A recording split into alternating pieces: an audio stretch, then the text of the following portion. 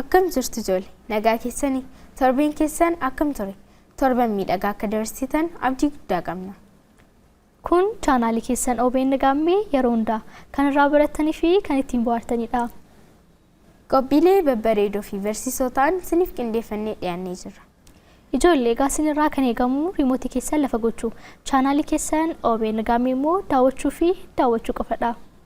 Qophiin keenya jalqabaa leelloodha. Daawwannee walitti deebina.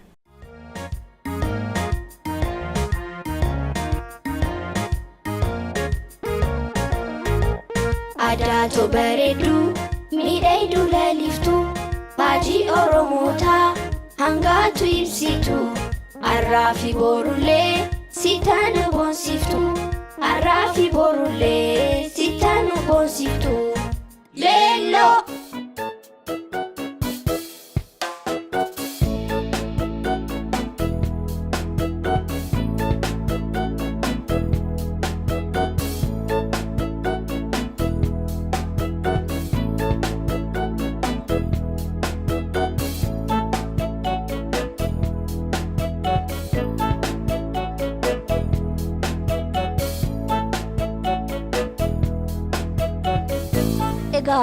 Waraana Adawaa kanarratti akkuma beekamu namoonni achirratti hirmaatan jaalaluma biyyaaf jecha mitire.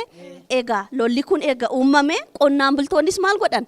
Egaa leenjii waraanaa qabaachuu baatanis jaalaluma biyyaaf qabaniin akka jiruun hundi isaanii qabsaa'anii jiru. Kanaafuu bakki amma akkanatti ilaalaatiin jirru kun hundi yaadannoo qonnaan bultootaaf jedhameetiin iddoo qophaa'eedha isaanillee waraana sanirratti waan hirmaataniif jechuudha.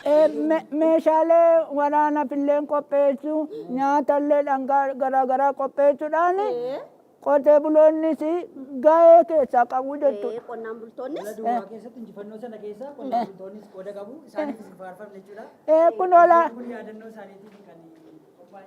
Elaa argitee kun nyaata qopheessaniiti injifannoo Adawaa kana fuulduratti oofanii jechuudha. Dhugaadha. Egaa asirratti gaafa qonnaan bultoonnis hirmaatan waa malee hin hirmaanne meeshama waraanaa manaa qabaniin tooftaa lolaatis beekuu baatan leenjii qabaachuu baatanis jaalaluma biyyaa qabaniif jecha waanuma qabaniin bahanii hirmaatanii jiranii.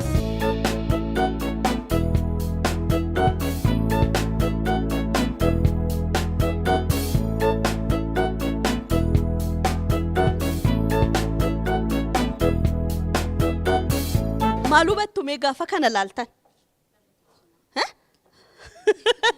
Leellooyyee maalu batta? Bu'aa bayyaduu keessatti lola cimaarra yeroo jiran natti mul'ata. Akkasumatti kalaalee abbootiin keenya akkanatti lolanii diina Adawaa irratti injifatanii galanii jechuudha. Kuni asiin kan laallamu kuni tabba garaagaraa. Haala teessuma lafaa rakkisaarra jiru jechuudha miti? Kun asiin illee olaalte laala cirraan ol ba'anii jiru warri kaan. Ajaa'ibuma dhugaa. Baay'ee namatti tola. Iddoo kanatti immoo ilaali kallattii garaagaraarraa dhufamanii abbootiin keenya. Ilaalaati. Yeroo isaan walitti dhufanii. Kuni argitee? Ka qawwee qabu qawwee sirrii. Gori mee dhukaasuuf hin deemaa gori. Kan gori qabus. Achi booda. Waay galanii. Ni kufa. Akkuma maa ilaali. Kanatti kuffisanii warra irraa qolachaa turan. Egaa meeshaa waraanaa hammayyaa hin qabanii miti farka. Kanuma aadaatiin gaachana, eeboo, goraadee kan qabatanii nan kaastanii. Maa waanuma lolarra jirtan isinitti fakkaate moo? Warra jalaa kufallee akkanatti kaafatanii deemu. Akkana kaafatanii deemu. Baay'ee namatti tola. Egaa bakki amma walii galatti ilaalle kun maal ture? Lola galee tokkummaadhaan qotee bulaa odoo hin jedhin hojjetaa odoo hin jedhin hundinuu tokkummaadhaan hirmaatee bakka garaagaraatti dhufe tokkummaadhaan hirmaate. Keessattuu kan qonnaan bultootaati kan mas biratti sirriitti ilaalle jechuudha. Isaan hin faarfamne, isaaniif hin himamne.